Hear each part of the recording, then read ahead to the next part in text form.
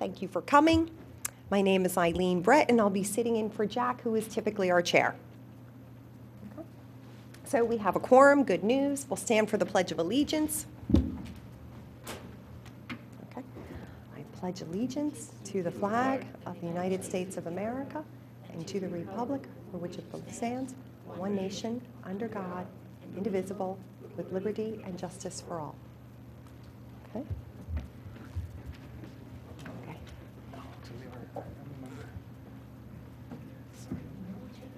That's okay. Hey, Jeff, on my knee. Very nice to meet you. Okay. Hey, Jeff, we're good. Yeah. Good to meet you.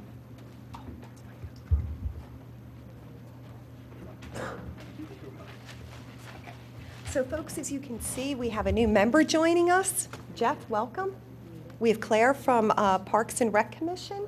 We have Matt, Jake, and myself. Okay. So first up is approval of the prior meeting minutes in September. Any additions, edits? Okay, we'll assume they're approved. And now we'll move on to new business, and our chair, Jack, is joining us, so I will move one over. Good timing.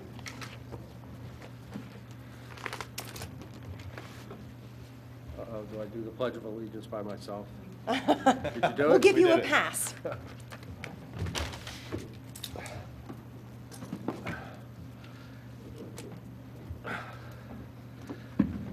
Sorry I'm late, everybody. Just got in from South Carolina. We are going to new business, right? Okay. 100 Radnor, Chester Road. Somebody here for that? Hi, Patrick Bellman with Site Engineering. The Radnor Center there is putting in a emergency generator pad. Emergency generator, they're putting in a pad for it.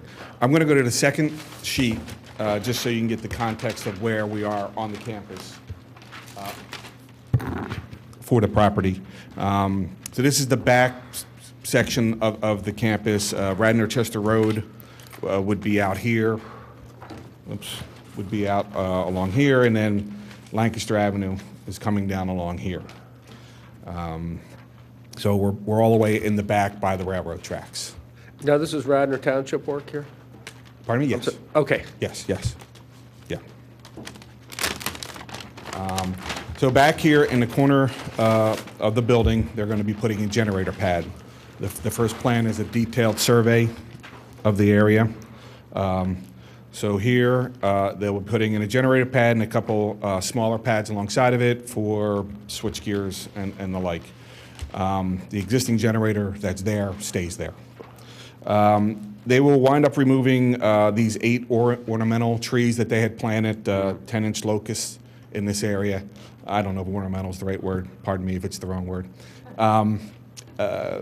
Landscape trees that they had planted there.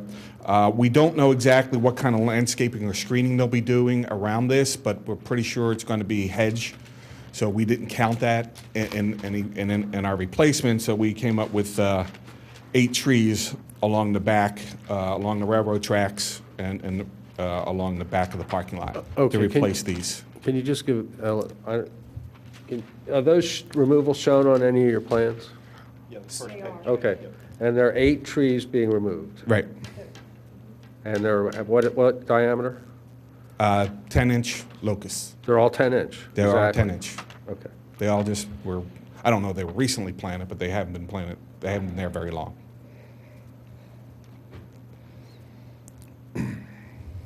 And you're just going to cut them down? Are they technically small enough to be transplanted or saved, Steve, do you think? John not going to be here tonight? I'm sorry, no, yes, Mr. Chairman, he is not. I'm not going to speak for the applicant. No, right. But it looks to me like, so they've decided to use the replacement trees, as Mr. Spellman said, along the tracks.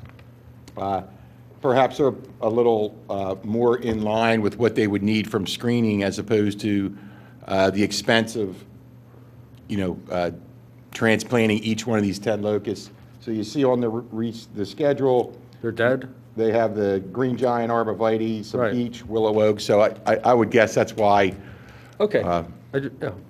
Okay, go ahead with your, I just was a little unclear there about the Right. removal No, part. yeah, I And think that's that's- all the trees that are being removed? That's correct. That's it. That's pretty much the extent of the project. And you're not planning on putting any trees back in there? No, we have 8 trees along the railroad tracks back here. So 3 arborvitae, 2 dogwoods, a beech, a birch, birch, a beech, and an oak is what's being suggested. Whatever you, if you have any suggestions, I'm always happy to hear them. Yeah, I think, go ahead, Matt. The only thing I wonder about is the clumping of those locusts is peculiar because they will get very large. They would have gotten very large, and so they're shade trees. And were they clumped for a reason, you think? Was there some- Yeah, I could not comment on how they wound up like that. Yeah, I don't know. But those trees are healthy, right? As far as I know, yes. Yeah. Because I thought I heard out of one ear. It was Yeah. dead. So. Now, in fact, originally, it's not part of this, but the pad was not going to go here. It was planning on being put back here. But for various zoning reasons, they can't do that. Well, now, so the reason that they weren't considered for transplant to the screening area, is there some reason that they weren't considered for that? I honestly didn't think you would accept that. I mean, Why I not? could talk to the Yeah.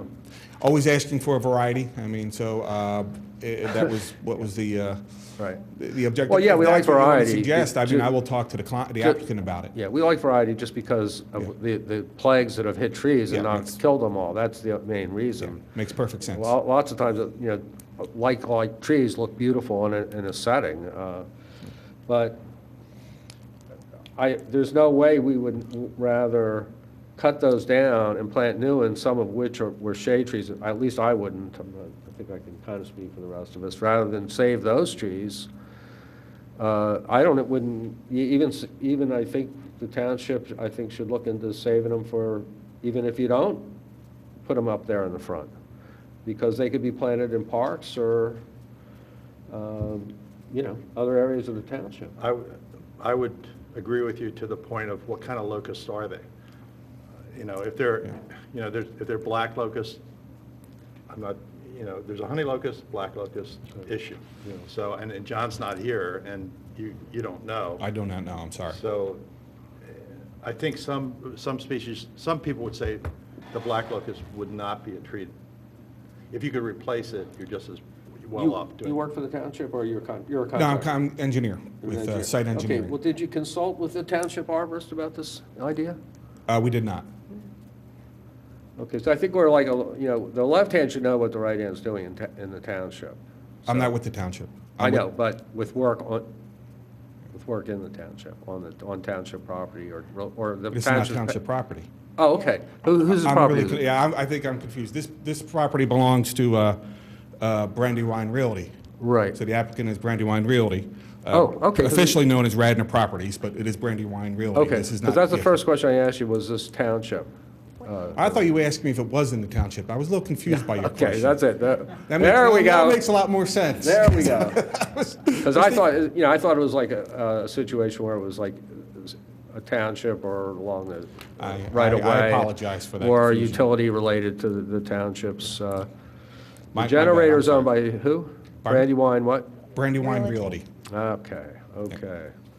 So this is the, has Now the we're Radnor on. Hotel on it, Yeah, and yeah. Fleming's and Glen Morgan is all on the corner of this property. This Yeah. is the building back in the, back Yeah, behind everything. You gotcha. can't even really, I guess you could see it from the road if you look hard. Well, then, let me kind of just switch gears a little. Did you have an arborist? Did you consult with an arborist about this plan No, as far as the condition of these trees, no. and the replacements? The replacements are based on, previous suggestions by this board, so, yeah. To me, I would propose, I think the replacements are fine. They meet the ordinance. They have variety. I would propose that we approve the plan as is, and that he can contact John. John can take a look if the township would like we could look at possibly transplanting these trees. But I think John's the best Yeah. one to make the Well, we call have no as to whether basis. it's Yeah. successful. But I Yeah. think you've met the ordinance and what. Oh, sure. what they We have need no to do. basis to disapprove it, no, but it's just a matter of, it's, you know, it's preferable for us, what we're looking at, what our mission is, and then, you know, one thing about the replacement I'm not happy with is they're not canopy-type trees. Now, these locusts, you know, they're arboretes. You know, to me, a locust for an arborete is, you know, not a good trade-off. What else do you have up there? You have a But I think beech? But Oh, it okay. does meet the ordinance, Yeah, Jack. I'm not saying that. Yeah. Oh, you got a birch, beech, okay. Those look good. I thought you said there was, 3 green giants just in the middle there. Correct. Where the Okay. other. So you have 5 shade trees, or no, one's a 3 dogwood. shade 3 trees, shade trees 2 and dogwoods, 2 dogwoods. 3 yeah. arborvitae. Yeah, that's nice. Okay. All right, any other questions? No, I'm fine. Okay, any other questions? All right, all in favor? Yep. Okay. Aye. Thank you. Thank you for your time.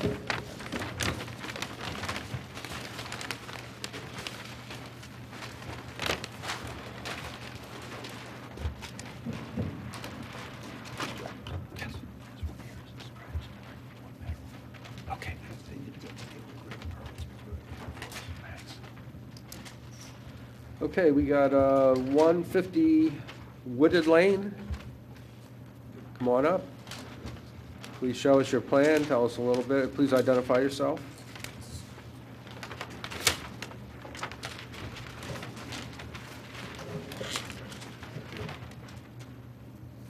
We have. Yeah. Yeah, what you want to do is just, Put that on the if table. there's anything relevant on there, just put it on the table, to your left there. On the table to your left there. Yeah, just spread it out. And they'll put it on TV for us. And then you can, you know, Perfect.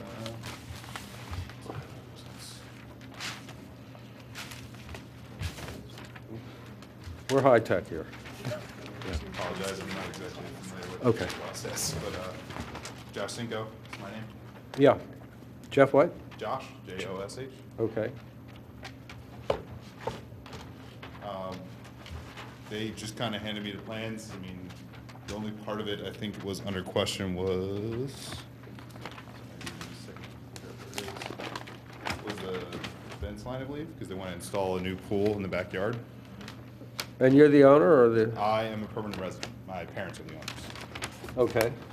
So, Mr. Chairman, the reason this is in front of the Shade Tree Commission is the amount of excavation Yes. that's noted on there. Right. And subsequent to that, we wanted to make sure you got a chance to look at the existing trees and make sure you were okay with protection in that regard. Right. That's And pretty much the crux no- of it. No trees are being removed, right? no. No. Okay.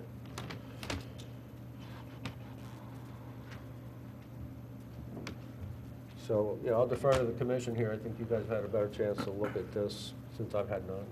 But, I don't see, am I missing it, or Fence protection? is there shade tree protection around the existing trees on the right side of this plan? I don't I'm see- not seeing that, Mr. Golis. I don't see any of that, and I don't see the size of the trees. I do, I'm sorry, some of them, some of them. you know. So usually what we need to see, Josh, is where shade tree protection fencing, and there's a certain type of fencing that we need, where that would go around the existing trees, given that you're going to stockpile soil. And we need to figure out where compaction could occur, where trucks might be going. There should be no trucks in that area because they can't access that area because there's a line of trees.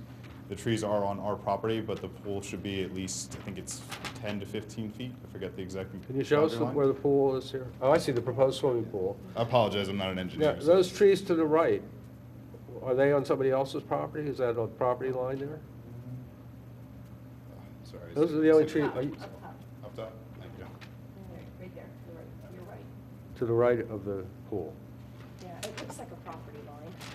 So the property line is over here, there was gonna be the new fence, so so the silk fence around the side there. Okay, so do you own those trees going up that line? The Yes. existing Leland cypress? Yes, technically they're on our property. Okay. So then you have to show approved fence protection on the plan. All right. Mr. It's not detailed, it should be detailed on the form. Mr. Yeah. Chairman, Mr. Gold, so I see the detail for the tree protection, and I'm not sure if what they're showing on there is tree protection. If you look at the plan. He said there's a fence going down there, right? There is no existing fence right now. And what kind of fence are you putting in, a permanent fence? Silk fence, it shouldn't be. Just a silt fence, okay, Yeah. so they are showing a silt fence, Steve. Right, that's G, and that's what that points to. So they show a detail for what has to go around the trees, but they're not, and they show the critical root zone, but they're not showing it. What I would respectfully suggest to the commission,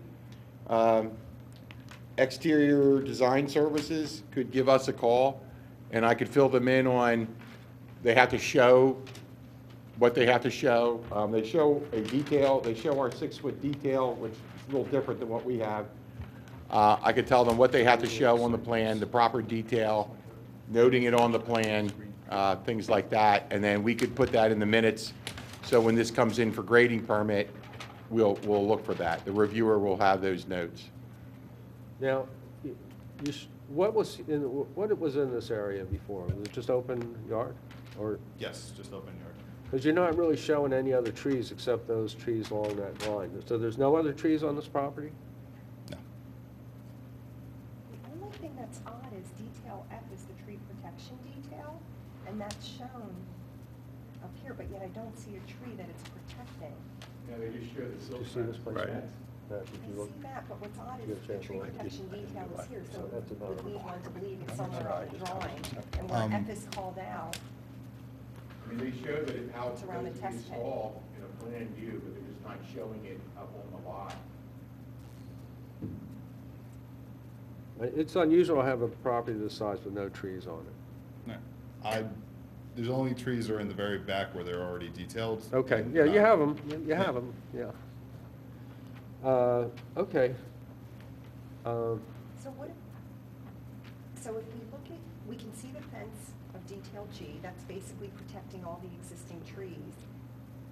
I know it's labeled silk fence detail instead of tree protection detail, but could we do something there and basically say, hey, if you use the tree protection, tree fence for item G, then we're covered? Well, what Steve had suggested, what we usually do when John's here, is they'll resubmit the plans, so they don't have to come back to us. They'll resubmit the plans showing the tree protection, because you have to see the tree protection related to the specific trees and their drip lines and all. So if you so we can move forward with this, but you'll have to resubmit the plans showing the tree protection. And then those plans are recorded with the township, and if the township inspectors go out, and that tree protection is not where it's supposed to be, or it's knocked down, or whatever, then they have something to go by to say there's a violation here. Okay. So we really need something on the plan to show it. Okay, so we just need to add it to Mr. the- Chairman, I'm sorry, man. So if I could just be specific, we'll talk to the applicant. They're going to need to show the, and I'm doing this for Tricia's benefit, so I'm sorry. They're going to need to show physically on the plan view, the tree protection. They need to completely label the trees. So there's a couple of trees down bottom that just say existing 18-inch and existing multi-stem. And they would, when they submit for their grading permit, those items would have to be shown on there. Right. Got that? Hopefully. I just need to write it down. And call me. Call Steve, okay, thank you. And I'll walk them through that. Yeah. 2 minutes for them to make their decision. Great. Any other questions? No. Okay. All right, so, yeah, and they'll have you'll be able to call them and get the exact thing, but,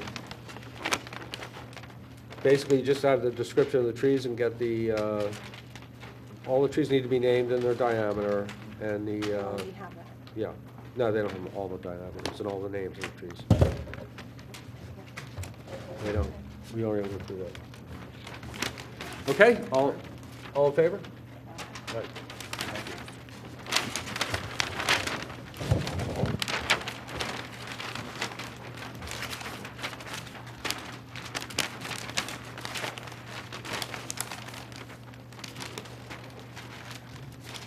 Jack, the next one has no trees being removed either. Okay, thanks.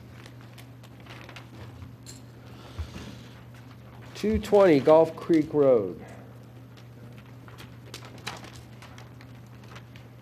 That's what I like to hear. No trees removed. Music to my ears. Good evening. Hi, I'm Fran Green of the Yerkes, representing Maud Dinda, the owner. The property is currently a single-family residence. She's looking to kind of renovate that residence in addition to that, she's looking to build a driveway, put a driveway in there. Currently, there's like an area up here where, you know, people park off of Gulf Creek Road, so there's a little bit of a safety issue. So she wants to put a driveway in.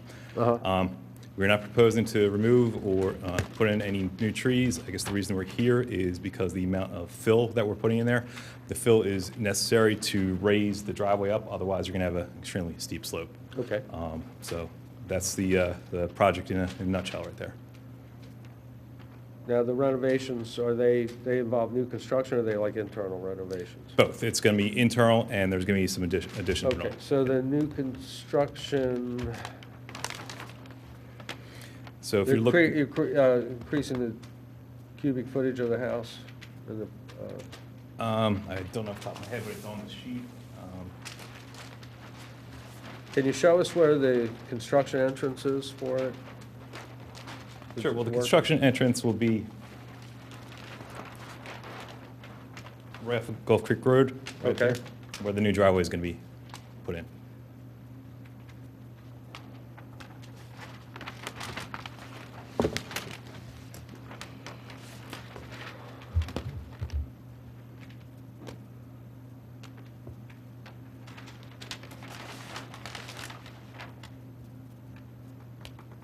What's, about along the proposed driveway to the, if you look right where the driveway starts to curve out, there's a tree there, it's not identified. I don't see it identified anywhere. Is that the 28-inch oak? Which, Right here. Yes, Matt, good eyes. There just happens to be a line going right Okay. through it, a dash line. I- It I doesn't. apologize It's for a that. I got it. 28-inch oak. yeah. Yep. Thanks, Matt. Okay, that's a nice tree. It's almost heritage size.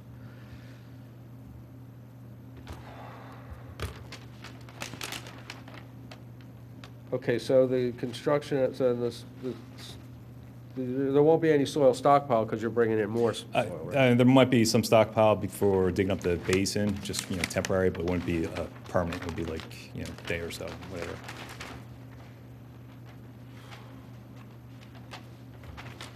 See the tree protection. You see any? I don't. You have tree protection on this? Yes.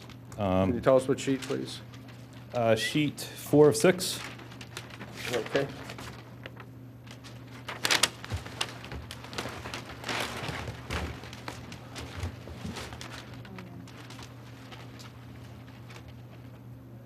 The diamond lined. Oh, okay. Yeah, I think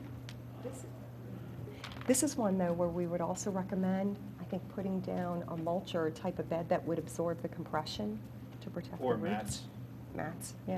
You can get these mats, plastic mats. that- Okay. Talk about the 28-inch oak here. Yes, That's the yes. most endangered. Yeah. yeah. And I'm And- just looking to see if that type of note is somewhere on this drawing. I do not believe that note is on there. Okay. Would that just be simply a note, or do you want me to show locations where that's, for that to go? Or, No, I don't think you have to show the location. I think it's understood it would go around the tree. okay. And it's more so just our recommendation, assuming that the owners want to save this tree, this would be the best way to do that. And the prior person who just presented actually had it on their drawing, so maybe we can lend you that. Sure.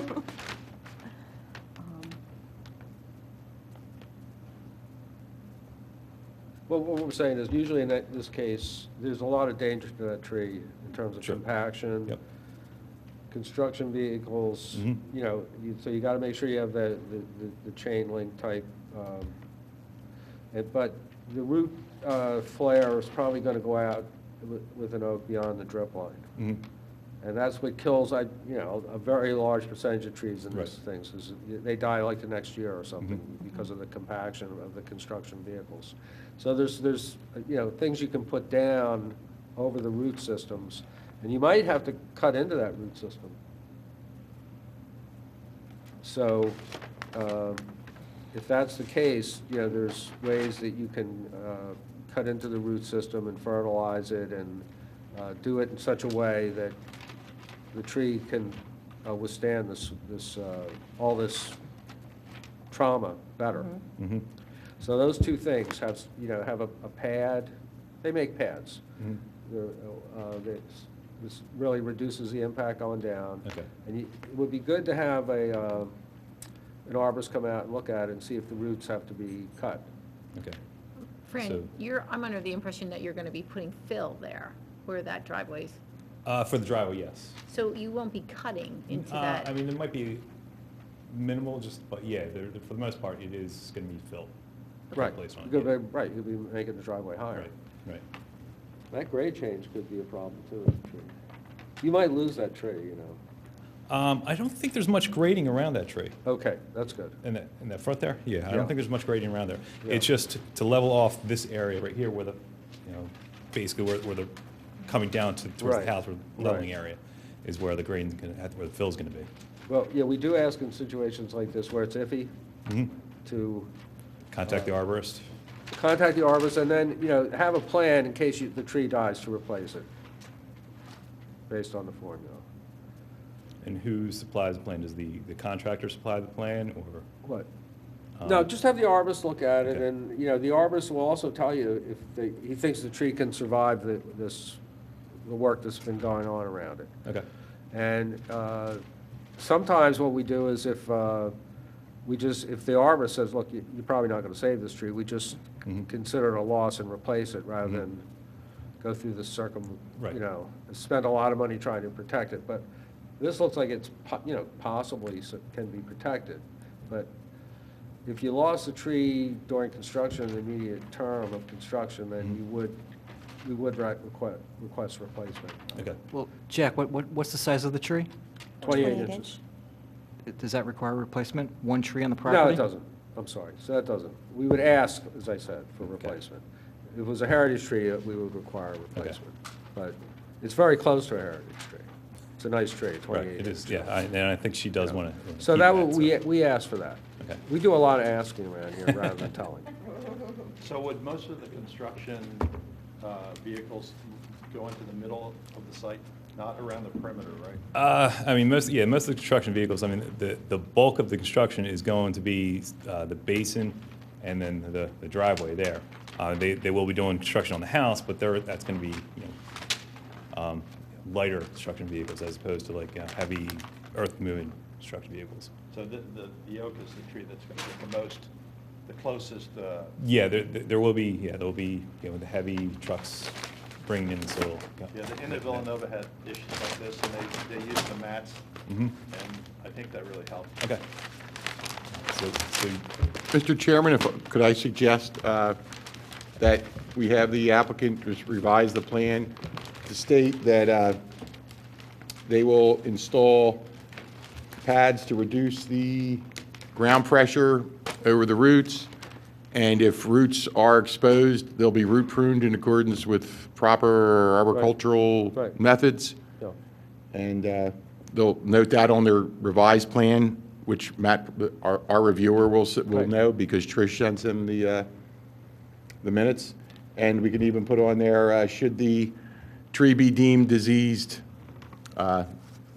we would request another tree that is in compliance with our shade tree ordinance. Right. Okay. Yeah, but I think Jake had a good point, that per the ordinance, not. you wouldn't have to replace this tree. That's what Steve said. We request. Oh, Just a request. We don't need to put that. I would recommend wouldn't. strongly the first two. yeah. Yeah. Maybe not the third one, which is the, Yeah, I wouldn't put the third one, only because someone may misinterpret it. Okay. understood. Yeah. Thanks, Steve. Okay, all in favor? Aye. Yeah. Are we requesting them to come back? No. No, they don't come back for that, no. Thank you. Thank you very much.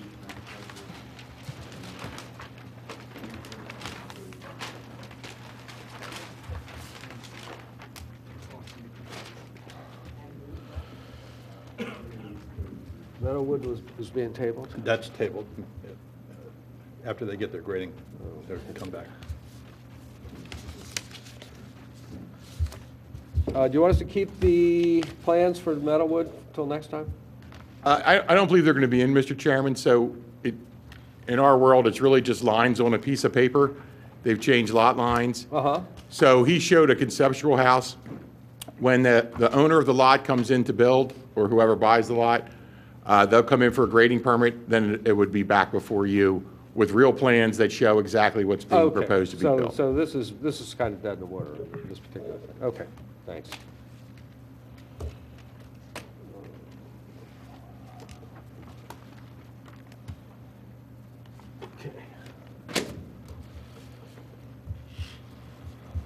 No trees removed without approval, no clearing permits.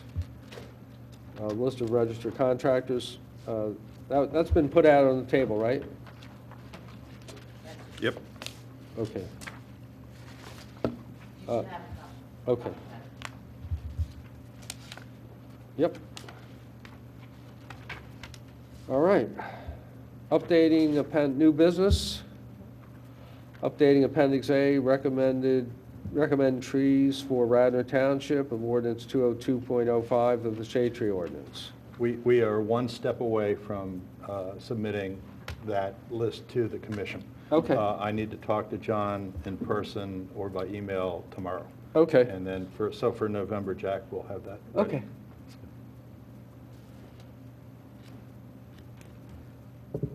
Okay, B, street trees, appraisal of street tree health. I think, Matt, are you doing that? Yes. you?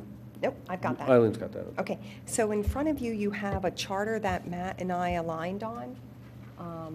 And if we approve this, then this would basically determine what the scope is, what winning looks like, and just a tentative timeline. So to just kind of walk you through it. So the project Okay, rationale. I guess we should have this up on the screen. right? Oh, thanks, Steve.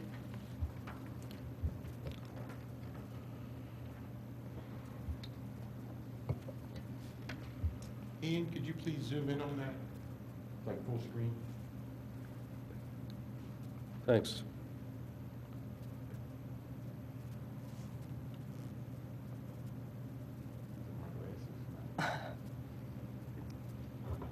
Yeah, as big as you can. A little more? Thank you, Ian. Okay, so could you Great. give the people watching a little more background on what this is? So, because they don't have our agenda or anything. Yeah, I will. So that's actually the project rationale gives you an introduction. Why would we even have this? So basically, in case you can't read the type, it says Radnor doesn't have an as-is plan to identify gaps in the shade tree canopy. Okay, Thus- but the issue is shade tree plan charter dashboard. So is this a street tree plan for Radnor we're talking about here? Correct? Okay. Okay. Thus, by creating a plan, Radnor can plan, prioritize, and budget to maintain the shade tree canopy. Okay, so that's the whole reason for having this. The final project objectives, this basically defines what winning looks like. This is the goal. So it would be an easy-to-maintain survey of the existing trees, a plan to remediate gaps, and do it in a phased approach. We were thinking, hey, start from the center of Wayne or Radnor Township where it's most populous, and then work our way out. Maybe we do it as a 1 mile radius, maybe a 2 mile radius, complete that, and then do a second phase with a wider radius. Okay. The plan would include obviously a timeline and budget, can't do anything without money, and the plan would be compliant with the recommended street tree list and our ordinance. The scope, this part is key. So the scope, what's in scope is the right-of-ways in the business district. What we propose to be out of scope would be the parks. With the idea, let's not boil the ocean, let's tackle a scope that's doable. And we believe, Claire, you may be able to comment on this, that the Parks and Rec Committee probably take care of the parks. Take care of the planting for the trees? Yeah, in the parks or, Well, it actually comes from the township through. Right, so, so most likely, I know we've been talking about surveys for ash trees and so forth, so, and just my opinion, and that's all it is an opinion, is that would be something that originates with this commission, being the Shade Tree Commission. But by all means, since Ms. Gerton is here, we would need to take it back to the Parks and Recreation Board to let them know what a plan was for the things that fall under their purview, which is all those parks and open space. So my thought would be the plan would originate here, and the budget request could come from what we determine, and then we should go, should go to Parks and Recreation and say, here's what we'd like to do in the parks. Just, I mean, that's the reason Mrs. Gerton's here, and why we should fill the whole board in when the time comes.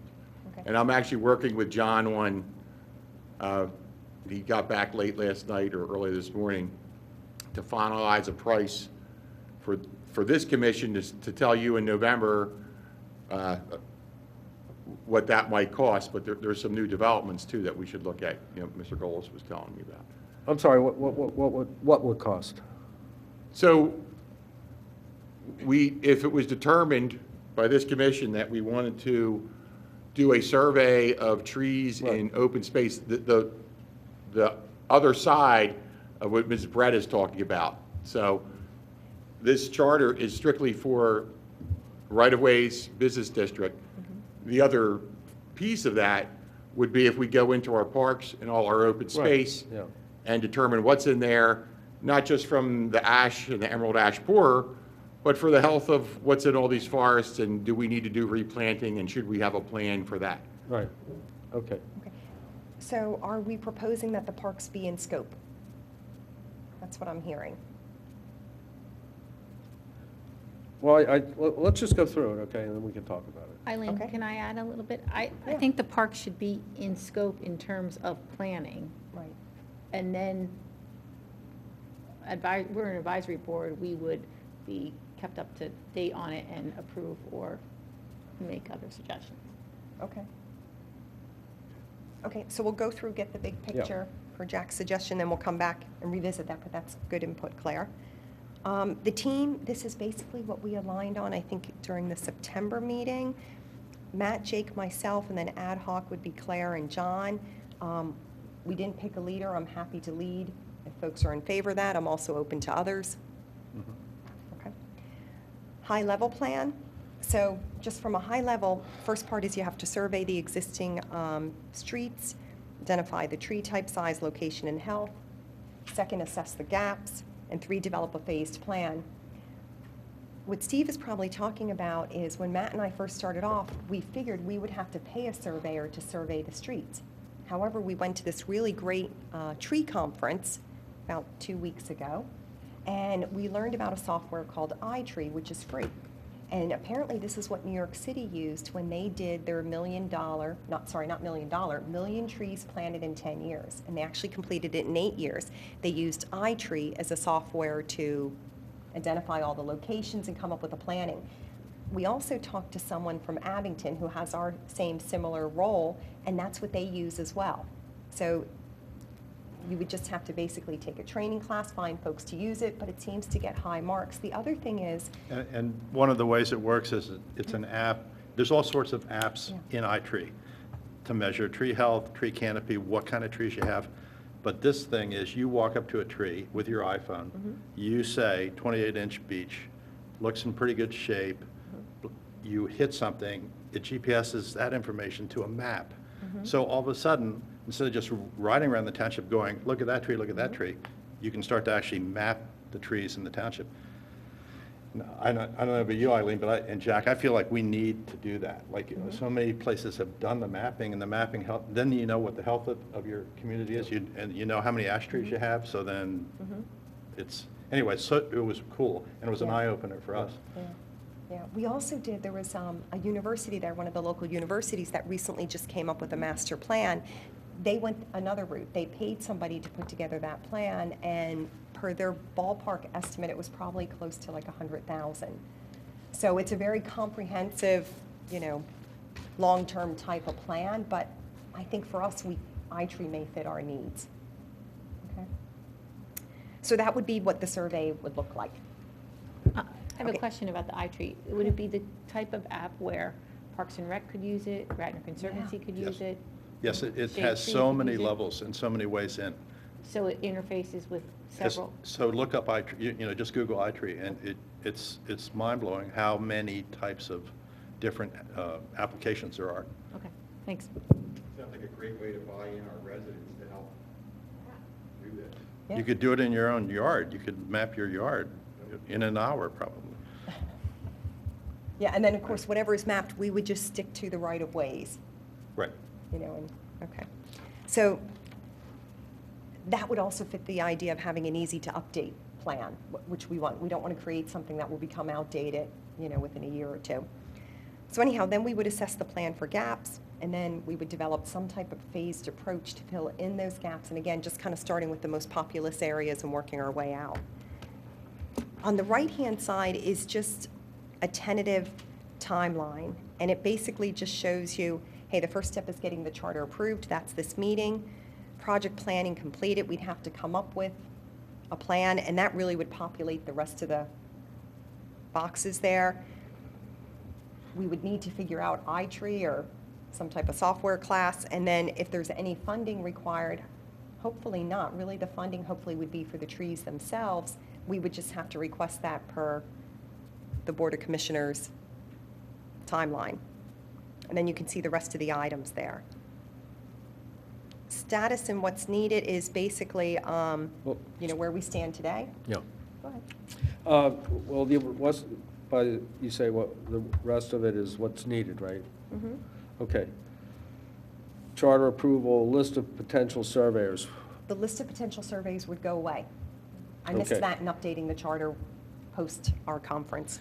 But I'm not sure that iTree would eliminate the need, you still need somebody to do the surveying, even on iTree. I don't, It's It's not a robot that's gonna walk around and do it. Still people gonna do it. No, it has to be done, that, you know, you have to in person Right. do this, but, but Matt had an interesting idea where, you know, to keep the cost down, we could even do something like enlisting the Boy Scouts.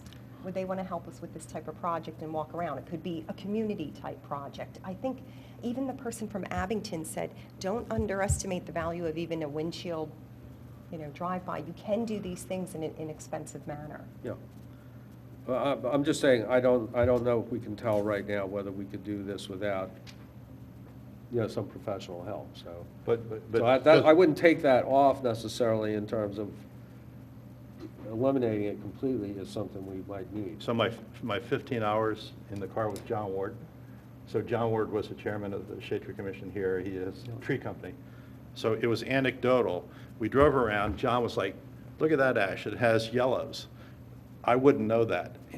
So it doesn't have the borer. It has yellows. Actually, in Radnor, there's more yellows problem than borer problem right now. You know, the borer may get it, but get more aggressive. But that was anecdotal drive around, but with John Ward, if I took him around and he said he'd do it another 15 hours, he will know every tree, he'll know the health of the tree, so all this information, he'll be the pro. Now, he wants to do it, so he wants, you know, he enjoys helping the township out this way. He's retired and he's so knowledgeable, so that's a way around the cost, I think, you know. Yeah. Or, not that, that's a way of finding an expert. So we Well, that's do- okay to say a way around the cost. Yeah. I mean, the township is gonna, you know, look very closely at anything that involves costs, and that's. And as Eileen said, you know, you start, you know, small circle. Yeah. You know, so you have your geography, and you can expand that as you go. Is that it as far as your presentation? Yes. Okay, so let's take a step back, all right? This is a result of a subcommittee that was formed for a master street plan to look into doing a master street plan for Radnor, for those of us who are here or new or the people watching on TV. And this is the first document to come out of that subcommittee in terms of giving us a direction on that, because it's a big thing, a comprehensive street plan for the street trees, and the business district, of course, is street trees, but it gets seen a lot more than the other parts. And I think, Eileen, what you're suggesting is that we approve this as a charter. Now, I wouldn't want to go forward with doing that tonight. I could see bringing that under consideration and tabling it to look at taking a vote on that.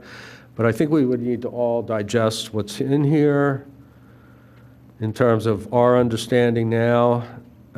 Again, this idea of a comprehensive street plan, while you guys have really worked on this and fleshed this out in your own minds, to everybody else, it's completely new. This is the same document that you were emailed. Yeah, I know, About to a everybody month else, but I'm ago. talking about the people listening. Okay. We're serving the community here. So I'm talking about the people listening, I'm talking about the new member here.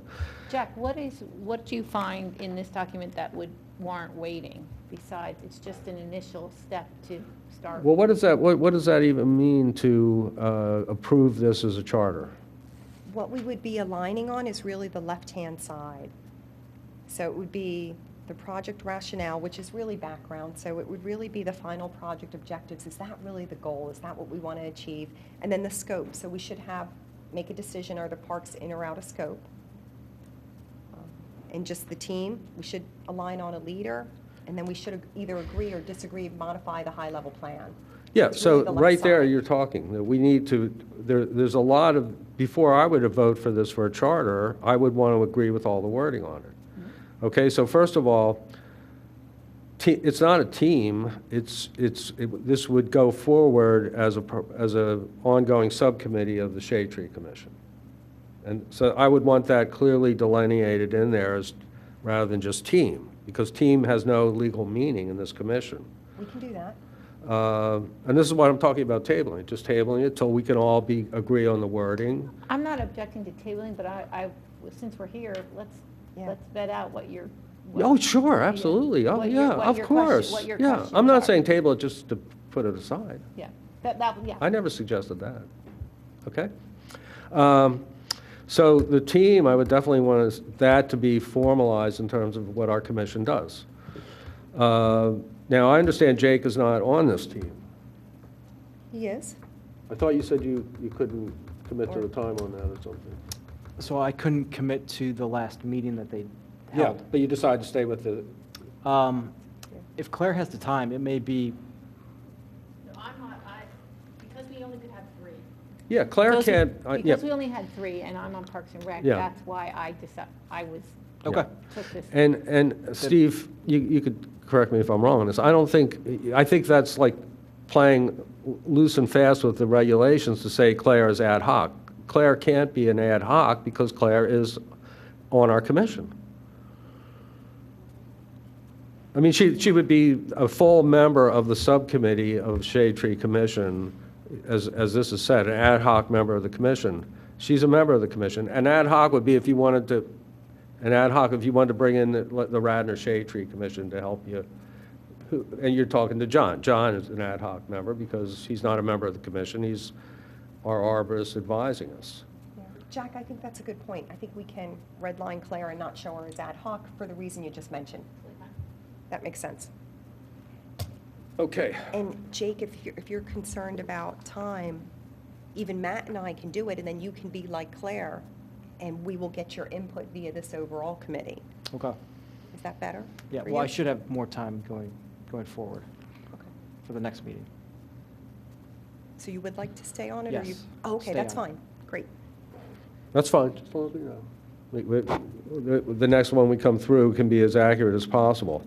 And I think we would, and I assume, and I'm not sure, because we haven't had one of these in the commission or not, that if this needs to be changed in the future, like we vote on one charter, but then we find out, uh-oh, we goofed on this or that, people's change, this can could be amend it. easily amended, or, I just want to double check though, officially. with like legal or whatever. So, high-level plan, survey existing street trees, identifying tree type, size, location, and health, sounds great. Assess plans for gaps. Now, what do you mean by that? What's your, elaborate a little bit on that about how, who, how, and, I mean, it makes sense that if you have gaps, you want to fill them, right? But have you given any more thought to that aspect of it? What is the question? Assess plans for gaps. Yeah, so What does that mean specifically? How would you, what plans, who's assessing them? if you had a street and it had no trees on it, no canopy, large canopy trees on it, then that would be an area that has a gap. Right. Versus another street that potentially has 80% of the street is lined with a canopy and maybe they have one small gap there. Right. So you would come to the table saying these are the gaps in the right-of-ways, and then from there we'd have to figure out how do we prioritize filling them, or can we fill them all? Okay, so as I get that, then rather than assess plans for gaps, there are no plans for the gaps at this point. You would assess the gaps Yeah, for we would future ass- planning. Yeah, that's think fine. we- We can say assess gaps, sure. For future planning. Yep. Yeah, because you're taking a survey that isn't the same thing as There's no plan. filling the gaps. Yeah, to assess. Yeah. You're really making a plan for the gaps. Okay, develop a phase plan, including budget and timeline to remediate gaps. Now, you know, as soon as the word budget is mentioned, of course, all kinds of alarms go off in the township. Because and I think this I-tree is a great thing, great sounding idea. I think the I-tree idea should be incorporated in this initially. It is. Because if we should dare to request a budget for this, in other words, there could be major dollar signs related to this, especially if we didn't even have this I-tree, which is to... But Let me just finish, okay? There could be major budgetary considerations to doing this, which would basically kill this if the township didn't approve it, because the township would have to, the Board of Commissioners would have to approve any budgeting. So I think as we develop this, we ought to be trying to be cost conscious right from the beginning. And I think you are doing that. But I just think we ought to be a little bit more detailed in how we're doing that on this first charter. May I make a suggestion on the budgeting portion? So if the plan comes to fruition and you identify gaps, there's several ways. So you have developers that come in here that donate to the Shade Tree Fund if they can't or do not wish to plant there. So you have, we could request that. We could also request, it could be a memo from you that I'll attach a lead-in memo to the board and to the finance manager and manager that says, we have this plan, it hasn't been implemented, but we'd like to have X thousands of dollars to fill those gaps. We have the Big Tree Program where you could direct those trees to those gaps as opposed to now where it's a lot more random. We have the Shade Tree Fund that we could ask for. It could be $5,000, and that's what, maybe, 10 trees. But that's a start. So, I mean, even though you don't have the plan, we could request that and say, in anticipation of locating gaps, which I think we'll be able to find them pretty quickly, we would like to have X thousands of dollars from the Shade Tree Fund. And we could also ask if somebody, because all the money that you pay in lieu of planting goes to the Shade Tree Fund. Violations go to the Shade Tree Fund. Sometimes these folks don't have the room to plant, and I'll talk to John Rice, but I don't see that it would be an issue if we said, your compensatory trees, you're required to plant 12. You're on a very small wooded steep lot, you can't do that. So you can pay in lieu of, or we have this gap, plant your trees over here, which is what one builder did along the front of Enke Park here. He was building 2 lots down, and he planted trees over here. So just some options and just some ideas that, we can think ahead and still request a small, $5,000 is 10 trees. It's more if we plant them, if Public Works plants them, so. Okay, I follow what you're saying. Steve, So- Steve, do Steve, you I'm have- gonna put you on the spot here. Do you know what we have in the shade tree fund right now? Yeah, like what- I'm sorry, I will get that emailed to you. I'll get an accounting from, so we have the big tree programs in swing now. So there are expenses to that.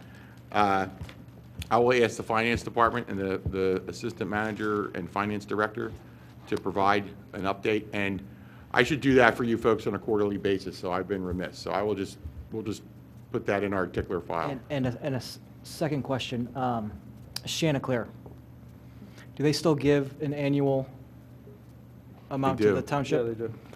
Now, would we be able to use that for things other than just planting? Would you be able to use that for a plan like this? That gets us to a point of planting? That's I know- really what it's for. Yeah, I mean, yeah, Chanticleer is all, I mean, they were the ones who wanted us to have an arborist, and actually, that was one of the, they tied their money to that. They said, hey, you need an arborist in the township if you're going to be doing all these things. So, Mr. Abel, I would think that's a great thing. I mean, this iTree sounds fantastic because we get calls from Eagle Scouts, Villanova does service days, Cabrini does service days, the Military Academy does service days. And I don't know, how if everybody's phone could download the app, but I could see this becoming pretty neat, for lack of a better word. I have a question about historically what has happened to shade tree funds. So the Shade Tree Fund pays for the tree giveaway that we do. The Shade Tree Fund pays for the Big Tree program. The board approves funds from the shade tree, so it's not like staff can say, okay, we'd like to plant, 30 trees in this area. We're going to do that via the Shade Tree Fund. So in the budget, there's actually items that we're requesting line items for. So when the board approves the budget, if they approve that, those line items are done. But like I say, now would be the time, if this commission, if it so please this commission, if you wanted to make some type of a budget request where it is noted in there, so that next year, when the budget is, assuming the budget is approved with that, in 2018, if whatever the program is, and you say, hey, it's August, we've identified some gaps, we'd like to plant 12 trees. Steve, can you, so I would go to the board and say, we have a price for planting 12 trees, there's the line item, this is the account that funds it. So you could think towards the latter part of next year, not, while you get this gap analysis performed. What I would propose we do is I can add another, let's say, blue bar row, call it budget. And I like the idea of what everybody's been talking about. I'd love to do the stretch goal of, hey, let's do it within our existing budget. It's basically self-funded by the Shade Tree Fund, the dollars that you spoke about, Steve. And we could just put end donations, which would cover Chanticleer or any other funds that we get, and shoot to keep it within that number. And I would add that we in our talks with Abington, we discovered that they have been very successful in acquiring grants. Yes. Not huge ones, but there's all sorts of grant money out there, and if you do the research and you find the grants, what they said happened was the commissioners, when they saw the Shade Tree Commission bringing money in, they were encouraged to give the Shade Tree Commission more money. So that's something, we could build that aspect into this too, I think, because we were sort of surprised by that, but that was good news as far as I was concerned. Yep. Okay, so we agree then that we should put another blue bar in there for, just to keep budgets separate. Sure. Yeah, and Yeah, then, put it underneath with there. some about, some of the ideas we have as far as keeping the costs down. I think the title, the Shade Tree Plan Charter and Dashboard, the dashboard I think should go out, and it should be what this is, which is comprehensive plan for, what do we have, what's it on the minutes and how we've been referring to it? Comprehensive plan for Radnor's street trees, right? Would that be the best? And Park though.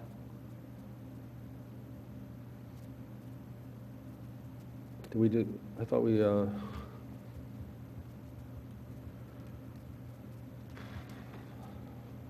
I think street trees was our The- starting point. the commission was assigned, right, to make a comprehensive street tree plan for Radnor. I think if we put anything else huge in there, it's gonna really make the complexity of this become much greater. But that's just my opinion. But let's. So you want to take out the parks? I mean, it. No, you're not taking out the parks. No, I'm not No. saying, but maybe you do want to. Maybe you want to Yeah. keep it.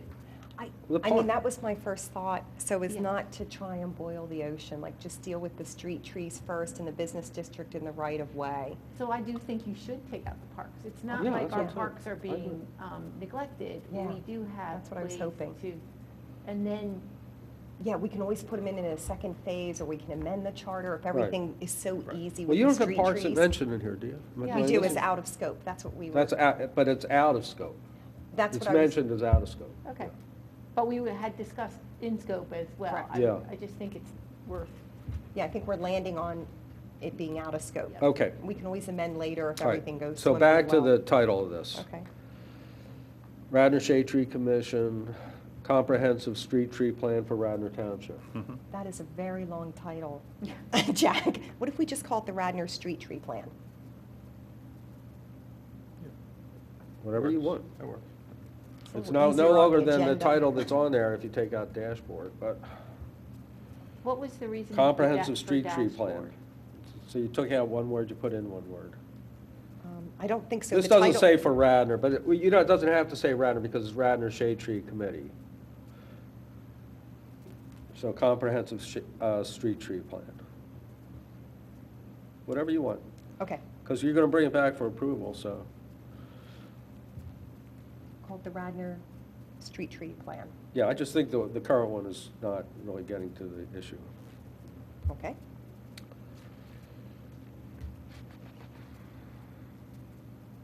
So you might be able to get a little more, even though the dates are approximate, you might be able to get, we're obviously gonna be out of 2017 pretty quick, so. So team members, formalized status, formalized team members. I don't think, it's already formalized unless you wanna add ad hoc people or whatever, but, starter status.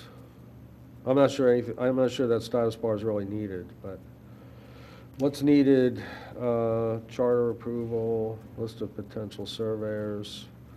The right-hand side would be one that you update anytime you want to show, hey, what's the progress? Okay, So the dates would be green as you start off, some things may go Yeah, yellow and red okay. to the plan. Status would be, hey, the iTree plan is done for 50% of the area. So the right-hand side would be dynamic and the left-hand side would be static. okay. So you probably need a little footnote, since you're voting on the charter, and a lot of this is gonna become semi-permanent, short of us voting to change things. You might need a footnote on here, on it, that everything to the right is dynamic and is not the officially voted on charter. Yeah, yeah, I can label the left-hand column as charter and the right-hand column as dashboard. And we would just be approving the left-hand side, the charter. Okay, any more suggestions for this? I have I think it's a question, but Yeah. is it possible to have someone from Conservancy?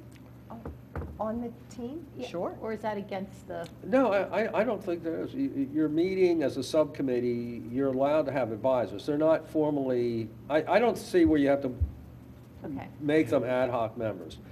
You just include them in the meeting for informational purposes. Would you agree, Steve? I think that would be fine. I do have a question, and if I may. So if you could respectfully request a little direction on our end, my end. If so pleases the commission to hopefully fill in some of these gaps next year, I would request that perhaps a memo come from the commission with the revised plan, which, I would just say, for example, request from the Board of Commissioners that there be a line item of X thousand dollars that can help us implement this plan. That would be number one, if that's what you wish to do. And then there's the bigger issue, so the Radnor Conservancy was in here. We were talking about the emerald ash borer, and they were much bigger dollars. So I would request some direction from this commission. Do you wish to make a budget request for that plan, whatever that plan may be? And I think if you do, I would request, so like with the Stormwater Committee, they'll write a memo to that effect sometimes. Sometimes the members will come and present to the Board of Commissioners and say, this is what we're asking, here's our memo. So, because we are at the 11th hour, so I do need to talk to Mr. White and Mr. Zinkowski about asking to have, so like, it seems like this is a small item, and if we go with what Mrs. Brett said, we'd just be asking the board to, in that balance of the shade tree fund, please allocate $5,000. It's not like an add-on. But the emerald ash borer and a plan and a big survey, that gets into real money. And does this commission want to make a budget request for that? Steve, that's what we're looking into, I think, here. I think we're, behind, I don't see us, this is just my opinion, I'm just speaking for myself, I don't see us making any budget requests really soon on anything, because we haven't even decided really what we need to do the survey, and we're still formulating that. So until you do the survey, you really don't make plans to address the gaps. So, Steve, when is the different? Yeah, when is this budget finalized? So we would really need to do that before your next meeting. I would suggest that. And that could be so if this committee agrees to that this is what we want to do, somebody could write the memo. Can we write the memo without having the charter? Or do we have to? Sure. I just thought that it was a nice touch, because I think this really or you could just spell out the plan. So if we go with what Mr. Goals and Ms. Brett was talking about, where we're starting in a small area, that seems to me like a very manageable gap analysis, small enough that you could do your gap analysis and implement some tree planting next year. Small baby step, but it's a step.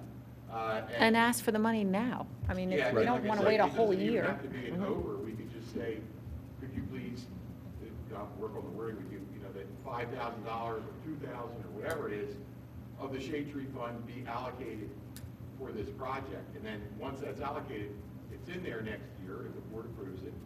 And whether it's, so it would be a spring or fall thing, so I'm assuming it would be fall.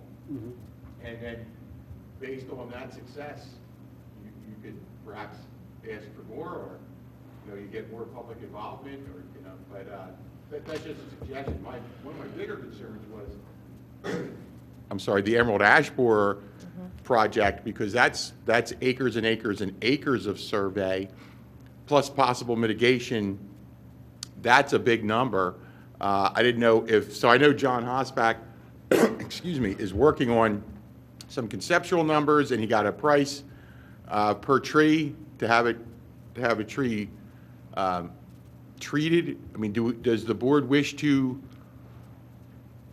make a budget request in that respect to start to deal with the emerald ash borer?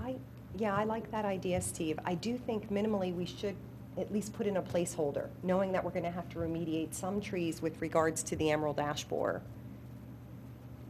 Do the commissioners have any idea of the severity of the emerald ash borer? I mean, has this even been brought to them? It hasn't been brought to them formally by staff. I honestly can't recall. I know folks from the Radnor Conservancy have spoken to the board. I can't remember if that was the exact topic, But maybe a memo from this board would at least formalize some sort of presentation, even if it wasn't an ask for a budget line? I think it's always great when an advisory board sends a memo. I think that's a very nice, like I say, you have whatever you call the document, you have a plan to address this. And And if you have a plan or you want to request a placeholder, it's even, like I say, sometimes folks from the Stormwater Management Advisory Committee come to the meeting and talk for Present. 5 minutes and say, here's what we want to do and why. Steve? And that adds a lot of credence to it. On the Emerald Ash Borer, okay. To mix my cliches up, or to mix my metaphors up a little bit, you know, I think we're doing apples and oranges. I don't know whether it's ashes and all other trees or whatever, but I would go with that. Now, the board did send a memo to the Board of Commissioners on the ash tree thing, saying that they need to be the point for the overall comprehensive plan in the township for the Emerald Ash Borer problem. I mean, there is absolutely no way this commission can handle that in totality. It's just so obvious as the nose on my face. I mean, the huge budgeting aspects, the budget, I mean, and you guys can speak, I don't know, did they go over in your canopy conference, did they revisit the Emerald Ash Borer issue when your report, the conference you just went to? Yeah, no, I Okay. understand the question. Yeah, let me just finish. So you're going to make a report on that later, one of you guys. So first of all, this commission has referred the Emerald Ash Borer problem, in terms of the responsibility for an overall plan to deal with it in the township, to the Board of Commissioners. And the suggestion was that they form a committee which involves parks, which involves environmental action, includes the arborist, a couple of the commissioners, people from this commission, to come up with a comprehensive plan for the Emerald Ash Borer. Okay, now I'm going to just say for my own part, this issue, and we're going to hear from the people that went to the Canopy Conference about what's going on with that, but this issue is very, very difficult for townships overall, let alone a commission our size, okay? Because there's not much you can do to keep this thing from killing all the ash trees. So that's it. So that's a given right there. So a lot of it has to do with getting rid of the debris, getting the street trees removed safely and moved safely and disposed of safely. That's nothing we can deal with. Well, Now, wait, let me finish, okay. Now, of course, those will be gaps. We could document those gaps in this, if the township can help us document those gaps as far as our plan goes. But I don't think we can bring this in right now with this plan. We'll be here all night. But I don't think we should really be dealing with the Emerald Ash Borer issue in total if the Board of Commissioners don't see it as important enough to deal with. Well, first of all, you're talking, the Emerald Ash Borer problem can be dealt with. There are many ash trees in Radnor that are healthy enough to be treated. Yeah, I know, okay. I'm not saying there So can't it's be a not plan. it's I'm not just saying it's not a debris action plan. It is not. The other issue is there's more trees with the ash yellows disease than there are with the Emerald Ash Borer now. I know. The other issue is we're losing the canopy right now. So you're not going to be able to identify diseased trees once there aren't any leaves on them. So I think what we need to do as a commission is acknowledge that we as a commission and the township have to address the ash issue, and whether it's taking down trees or treating trees. And I think the other problem is the public doesn't know that they have diseased trees. Okay, but we have So- acknowledged it. We've sent the letter to the Board of Commissioners. Well, I think this, in some way incorporating that fact in this action Sure. plan.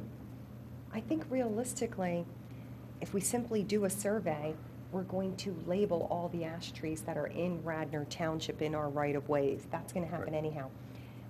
We also want to know the health of the tree, so we're going to have that as well. I think that can be our starting point, our input to determine, hey, do we try and save this tree via injections, what Matt is talking about, or ground soil treatments, or is the tree of declining health, it's better to remove it, and from there we can come up with a plan.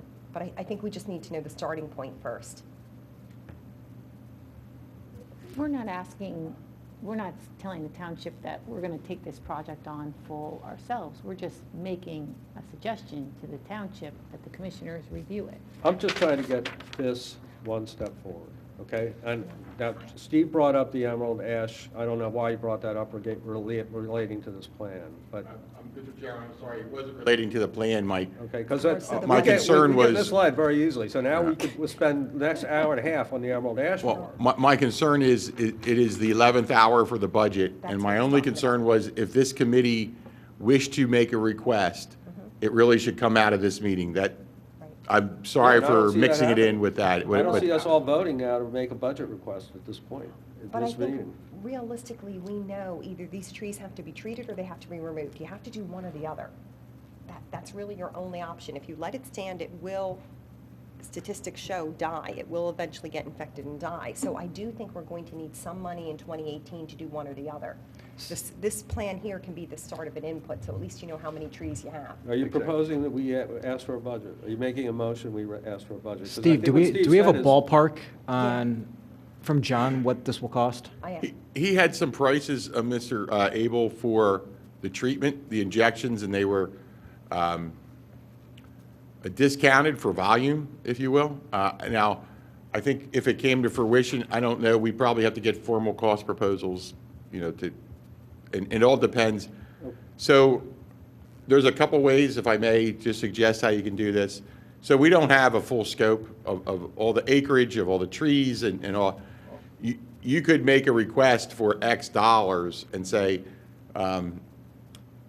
you're kind of backing into it where you would say, we're requesting X dollars for survey or treatment or whichever may come first. So if we determine that there's 20 ash trees that are readily accessible and make up a Skunk Hollow Park, we could go try to do that. Or if they need to be removed. So, of course, the more specific a plan, the better. But seeing it's a late hour, I mean, you could always make a request that says, we're finalizing things, we're moving forward, we would like X thousands of dollars to start to do one of the following things in regards to ash trees, whatever those items are. Right, but I do agree with what Steve is saying, and what we could do is just do something like, we assume that there are 100, let's say we assume there's 150 ash trees. 50 of them we're going to treat, 50 of them we're going to remove, 50 of them we're going to wait and see. So we could do something like that, and then based off of the numbers, we could just make some dollar assumptions, and then from there request a budget. So now, as Matt said, and he said it, not me, so don't blame me, I'm just communicating it, okay? He said there's a bigger problem in the township right now with the yellows, okay? With them killing trees right now, just like I often talk about how the leaf scorch is killing, I mean, hundreds and hundreds of oaks every year in this township, and that's a treatable thing too for trees. And many of them are street trees, and they're dropping left and right from leaf scorch. So, and if we start asking, let's say we ask for $20,000, right, to deal with the ash trees, and it gets turned down. I mean, we're going to have to be aware that there's other things we're really going to want later. And if we start throwing out, oh, we want 20,000 for this 20, and we get turned down, and we end up then making a more serious proposal, like for these surveys and things like that, we're not going to be taking that seriously. If we're, Right, but I think what's different is the surveys. I thought what we had agreed upon here was, let's make it within our existing budget. Let's not ask for any incremental funds. well, again, we might want to use that existing budget for other issues down the line. So we don't, you know, do we want to use our existing budget to keep ash trees? I mean, even the treatments are not going to probably keep these ash trees alive forever. I think John already told me they're not It depends totally when effective. when you get to the problem. Yeah. I don't even know what the treatment is for the yellows you're There is talking none. about. or- There's no treatment for the yellows. The tree has to go. Yeah. I think the big thing is with the emerald ash borer, if you don't treat the tree, it will See the top die. of the tree. There's a high likelihood of that, and then you That's have to remove it that's the anyhow, yellow. because then it's a safety hazard. So it's just a matter of identifying which trees do we want to try and save, which one has the Okay. best Well, I probability think we of need to move success. on. I do not recommend requesting a budget for for something I have no idea what I want that budget to go for or how much I need it for. And I just think it would put us in a bad perspective with the Board of Commissioners to have something like that come forward to them. And I want to save my bullets for when I know we need the money for something really important and are all clear and agree 100%. That's how much we want, and that's exactly what we want it for. This is a completely new territory for our commission. So to go in with some half-baked proposal does not put us in a good light. I think it's odd, though, that we ignore the elephant in the room right now. It seems like the survey of our street trees, one of the reasons we're doing a survey of the street trees is to find out where the problem trees are. And it seems to me that Steve says 11th hour for the budget. Well, it's sort of 11th hour for the ash. Yeah. And so it seems odd that we, as a commission, would ignore the biggest problem we have. And the other thing is, It's not the 11th hour for the ash. The emerald ash borer is not in this township. oh, it is. You show me that in writing? No, I mean, according to arborists, I've been driving around with it. If it was identified in this township, it would have been in the Inquirer. Well, our own arborist has confirmed that it's in the township. And the Inquirer doesn't cover John's everything made that anymore comment. anyway. I don't necessarily disagree with you, Jack, that we want to just start making requests for budget. But I do think we want to recognize that we, as a board, recognize that there's some big issues coming our way, the ash borer being one of them. So I think we should go back to this. I do too. And- Actually, this is our subject right now, and So, we're but- completely off it. But no, we're But not. we're You're- not, because they're yeah. kind of dovetailed together. Yeah, it's I have working. no objection if you want to try to incorporate the emerald ash borer into this. I think that's the compromise, and Yeah. so that. And there's nothing that if you did it and didn't that says we couldn't do that when we voted on it later, or Yeah, And so- also, as things get presented to the board, to the commissioners, they will then start to understand the gravity of things. So, but if it doesn't get presented at all, they might not, Right. it might, and then the budget will, right, as things go on, sometimes. So I think there is some, I guess I believe they have been approached about it, but in no formal way, with no budget number. So I am not a spendthrift by any amounts, but if you don't make a request, unless one of the board members said, hey, I see an issue here, and ask their colleagues to fund that, that's one way that could happen. But the other, if they're not totally aware of the gravity of the situation, I know the chairman sent them a memo, but that was also some time ago. So, I always say the commissioners have a very tough job. There's many great projects out there, and they have to prioritize that, whereas some folks might be I want to save some trees, others might want open space, others might want fiscal, all these different things, and they have to try to make that work. That's a real tough job for them. But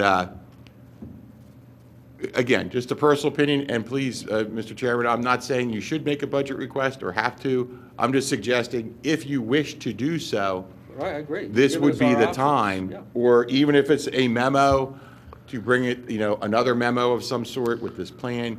I would suggest respectfully that this would be the time, because this is the budget season, so this is when all these ideas are spoken of. But you don't have to. You can, however the commission wishes to go. I'm just here to provide you with anything you need and some information if I can, so. So I would propose making a budget request. The emerald ash borer apparently has been in Pennsylvania since 2007, so I do think we're a little bit behind. Okay, let's make your the request. ball. I would do it, I don't have a number, I would do it, Jack, hang on, Okay. hang on. So I think we can do it based on assumptions. I think John has the dollars that it would take to actually treat a tree, and he would probably have the dollars that it would take to remove a tree. We can come up with assumptions that we want to treat X number of trees and remove X number of trees. Make assumptions on sizes, and then at least put a placeholder in and make that request for that amount of money. All right, Steve isn't talking about putting a placeholder in. Steve, when you're saying we need to make a budget request tonight, how specific does that have to be right now? So if you were to make a budget request, it would be for X dollars. Right, You okay. need to specify So the that means dollars. you want- And if you want to do it tonight for this fiscal year, you I need to make want- a motion of a certain amount of money.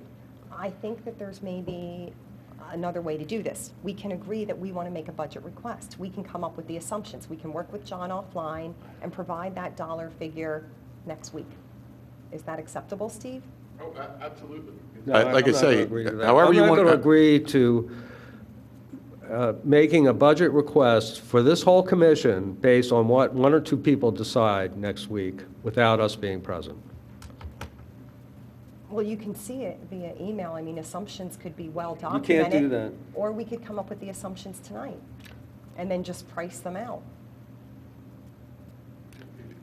like maybe the opposite or the other end of that is, you could just come up with a number, and we know that we could request, and again, I'm going to make up a number, $10,000, and that $10,000 would go to removal of ash trees, or treatment of ash trees, or survey of ash trees. So we're not specifying exactly, because you might find 10 ash trees that need treatment. So you don't remove any, that's all you do is spend the money on treatment. Or vice versa, you might find 10 that have to go. And and again, I'm not suggesting you need to do this, I'm just trying to give you folks some ideas if you wish to do so. Okay, look, this is what we've been discussing, okay? We are completely off this issue. So in order to get anywhere with this meeting, we're going to have to make a final decision on what we're doing with this. And then if we decide if we want to go on with the Emerald Ash Borer issue. So I think in order to get through with what we're going to do with this, our charter, right now what we need to talk about is, do we want to have the Emerald Ash Borer issue incorporated in this preliminary charter we're going to vote on next meeting? I think it has to be referenced in this. Okay? So you two, okay, so we're going to add, you're going to, now, it's going to make it more complicated, so you may come back to us with something, and the Emerald Ash Borer may be in there, and then you're going to find that there'll be objections to it. We won't be able to get it through that night. So that's the only reason I don't want it in there is I don't want to make this any more complex than it needs to be. I would prefer to make it comprehensive, using your word, and include the Emerald Ash Borer. I've redlined it as we've been talking at this Okay. meeting, and I think we can All right, reach. so then we were finished with this, right? Yep. Okay, so this is going to be revised based on what we've said. Trish? Okay, so the part of this charter is going to be revised to include elements of dealing with the Emerald Ash Borer as an overall. But again, that can only relate then to the street trees. Correct? Okay. So for Now- clarification, so Ms. Brett's going to modify her document for the next meeting, and we'll put that as part of the packet, and we'll post it on the website. Right. Thank you. Perfect. Okay. Now, the Emerald Ash Borer. Okay, so we've stipulated that we have not ignored this issue at all, but addressed it to the Board of Commissioners, who ultimately are going to have to do anything that's going to be done with this, okay? They haven't responded to us. That is not our fault. So I guess my thing is, I think that except for a possible budget request, that any further discussion of the Emerald Ash Borer be, we can put it on for permanent old business if you want, because it is a big issue and it's something that is within our jurisdiction. If we want to talk about it every month, it's fine. But I think we ought to table it for tonight, except is related to, do we want to make a budget request? So yes, I would like to make a budget request. Jack, have you asked, I've only been on this board now for less than a year. Have you ever asked for a budget No. request before? No. Okay. Have any suggestions? Okay. No, I'm open to, We basically, to voting we're on becoming this. much more goal-oriented and much more comprehensive in looking at really the whole canopy issue. The whole time I've been on this commission, all we've done is really look at plans for the most part. And issues that were referred to us by the community or the Board of Commissioners to look at, like the bamboo or the Radnor Conservancy. So we're becoming much more proactive, or trying to become much more proactive at this point, and that's why a lot of it is, sort of stumbling along in the dark. And that's why also I don't want us to make, really egregious mistakes that set us back where we end up doing less rather than more. Again, I appreciate that. Yeah.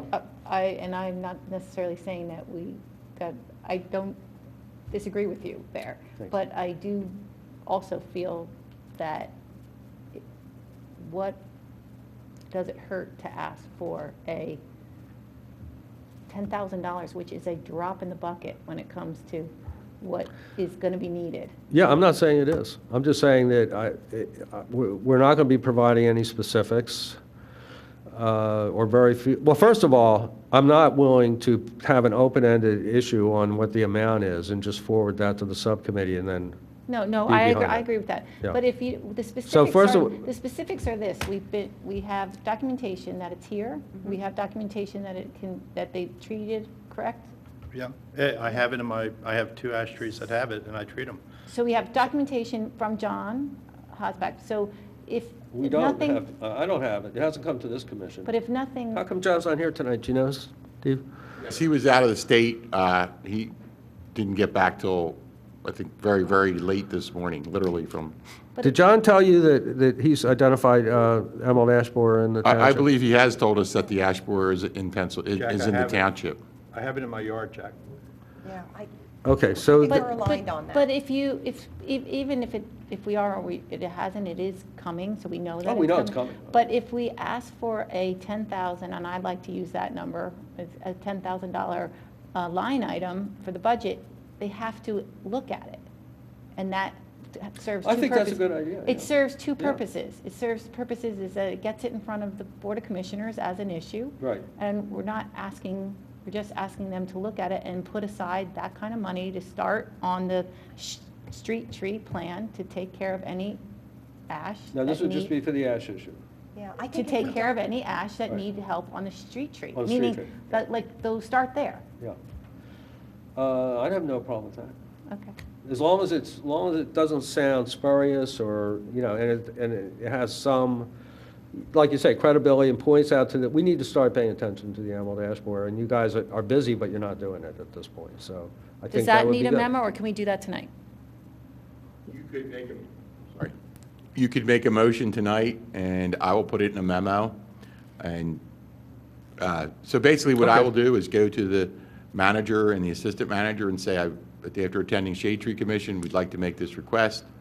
And hopefully that request makes it to, I would also most likely include a memo to the Board of Commissioners noting at this tonight's meeting, for these reasons, the Shade Tree Commission would love to see, request $10,000 to be used for mitigation of the emerald ash borer, whether it be treatment, removal, or survey, along those lines. I mean, I would be a little more specific than that. I mean, whatever you wish. You folks could write the memo and send it to me, and I'll, however you want to do it. I have no problem doing it either. Okay, want to make a motion? I would ask for more, because I think realistically, if you have to take down a heritage tree, which would be a safety hazard, an ash tree, that could easily be $4,000. So minimally, I would ask for $20,000. I would say maybe $12,000 to do tree removal, $8,000 to do tree preservation. And then we could detail out what the preservation is. I agree to ask for more, but I would say, I would use the language not to exceed, and then not restrict it 12,000 for this, 12,000 for this, but list the types of activities that money could fall under. And then if we don't use that $20,000 the next calendar year, it goes back to the fund, and then we see where we are, and then we can make another request this time next year. Okay, so the money I is like that idea. coming, not from our fund though, right, Steve? Well, a fund, it would come Yeah, from I a mean, fund. we would You gotta be request it clear where from- we want, where the money to be coming from, That where would it's be, going. so we could request it from the general fund, and then how the commissioners decide to do that, you could request it from the Shade Tree Fund. They may wish to do it from the Shade Tree Fund. I can't speak for them in that respect. It's a bottomless pit. It'll destroy our shade tree fund. This is a township responsibility, the emerald ash borer and the street trees. It's not a shade tree fund issue. I agree that it should be asked for from the Shade Tree Fund. I think it should specifically be asked from the general fund as a line item.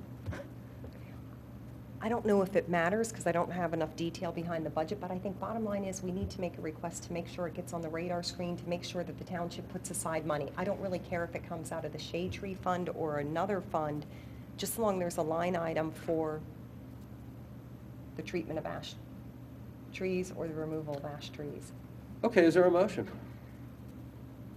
I motion to put $20,000 as a budget request for the tree removal or treatment of ash trees. I second. Okay? All in favor? Okay. Okay. Thanks, Steve, for letting us know. I'll go along It with was the that. 11th hour.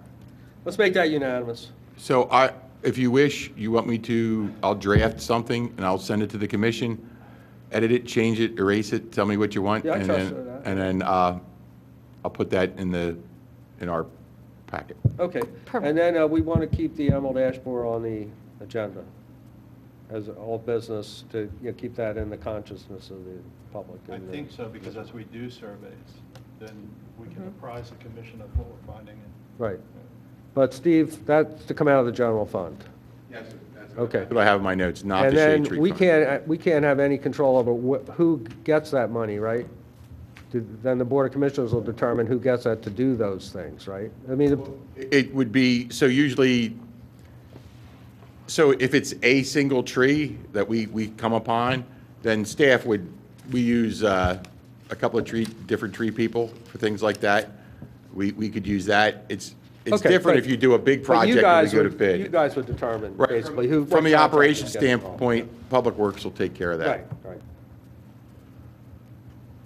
All right. Thank you. Thank you.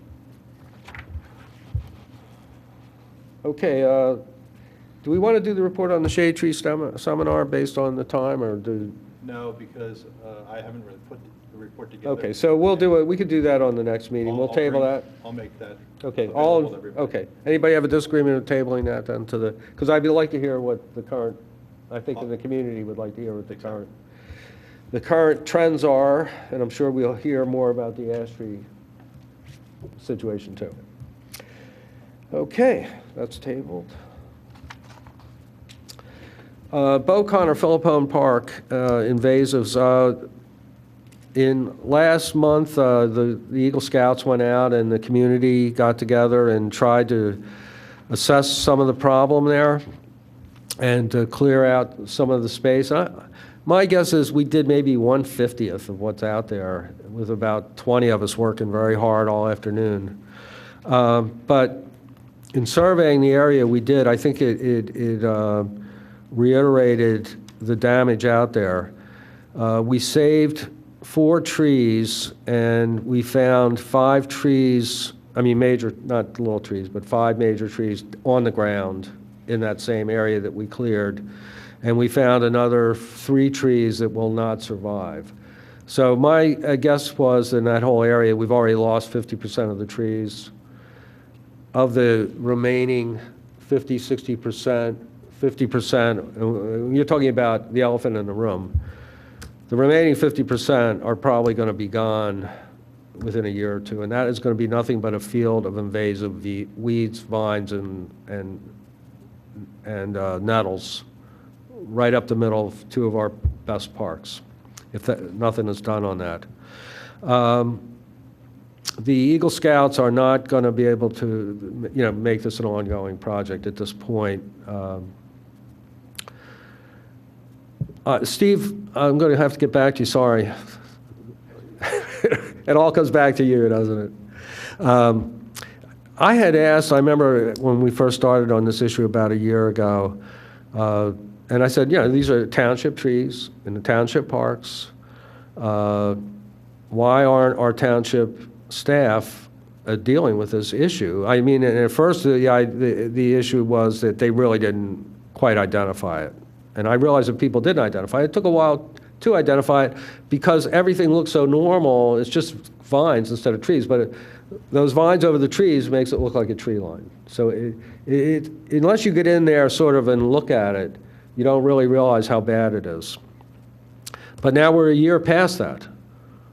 We know, how serious that issue is, and that's that open space, what I call the Beauconnor, Philippone, La Masson tract.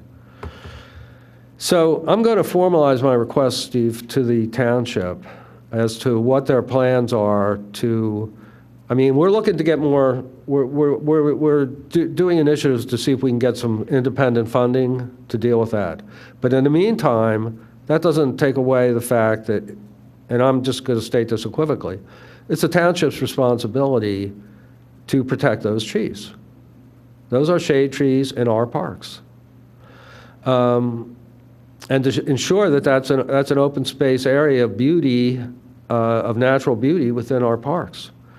So I'm probably going to write a letter to you and ask the township's plan to remediate that situation, and if they're not planning on doing anything, why not? So that we can proceed forward in terms of we have to bring this. I'm going to be in contact with the Board of the Board of Commission about this also, because one of the commissioners, obviously, that park is in it. You know who the commissioner is for that? Curley. Okay. So I'm going to be in contact with the commissioners also to see if this is filtered through to their consciousness. Like you said, Steve, they have many, many things to do. So, so I'm going to go all directions on this. But in the meantime, I just want to give you fair warning that if there's any resources, again, we talked about having the park staff go out after the big lawn cutting, all the stuff that has to be done in the parks during the growing area where a lot of people are in the parks. So you still have that staff, and they're basically assigned to snow removal, is what you told me. So I don't want to speak for Mark Dominic. Right. Okay, and so that's Mark's bailiwick, and I would not dream of doing that. He knows his staffing, and he knows what they do. We do work. Again, I'm not going to speak for him. But we do work in parks over the winter. Our guys do low limb cutting. They do a lot of things like that. I'm not saying they don't. Yeah, so it's more than just plow snow. They're going to be doing leaves in about another week. So they are kept busy outside the prime growing time. But with all due respect, I really need to have Mark here to be able to say what he can and can't do with his folks. Well, you need to, and you can get an understanding before he even comes out here. I mean, you could talk to him, and you may find out that this year, that you could put some more time now that you know the problem. Last winter, you didn't know that problem. This winter, you do. And I know Mark and took his folks out there a couple of times based on your request. He went out with me on a tour of it, with John. They were out there a couple of times cutting the vines down. Okay. So Jack, working on it. I'll say that. Jack, in all due respect, your letter is going to come from you as a citizen to the commissioners, because I'm not on board with being represented as this commission. It can come from me as a citizen. Yeah. Because I was at that cleanup. I've been aware of this problem. I've been working on it through Parks and Rec. And I think that the Township Public Works, they have, their hours are filled and then some. But I think all I'm doing is just asking what the plan is for that.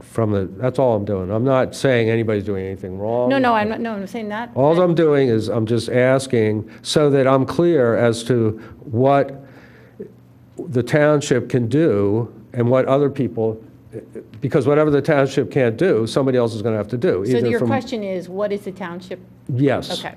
That's all. Not to muddy the waters whatsoever, but that too could be a budget request. So, well, I thought we were getting a budget request for that, and it turns out I'm not sure we are. It's sort of like a gray area. I'll have to add. So I don't deal with that part of the budget anymore. So that's but that's something you could say. We bring a contractor in, and because and again, I'm not going to speak for Mark, but I was director of the department for 6 years, and so we're very well. Our guys do a fantastic job. I can't tell you how proud I was when I was in Public Works working with these guys. They are the best of the best, and they do a great job. But we're really staffed for the maintenance. We're not staffed as much to be able to do a lot of outside that. Don't get me wrong, there's times when things are squeezed in or where they, the weather works and we do that. Right. But we're not staffed to have, like, we don't have a tree crew or tree crews. Some townships do, we do not. So an option to address a problem so large as this could be to bring a contractor in. I mean, I can get a price from somebody to do that before the next meeting if you wish. But that's, again, please, I'm just trying to give you folks options, no more, no less. Just if that's a very important issue to you, these are some of the options you have. Whether you wish to make a request, believe me, I'm not here to say, boy, let's ask the commissioners for all this money. That's not why I'm here. But I just want to let you folks know you have options. You are an advisory board to do so.